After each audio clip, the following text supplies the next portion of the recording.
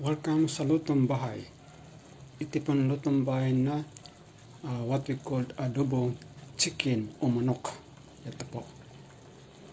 At alam ba ninyo na may bagong balita ngayon?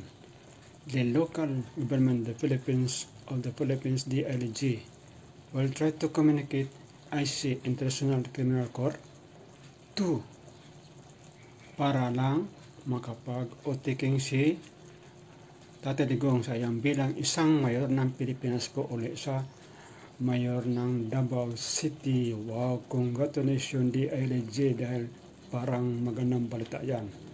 Kasi pag hindi nyo ginawa yan, ako, hindi maganda.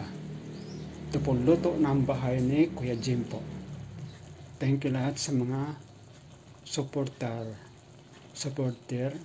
ng mga gawa ko po.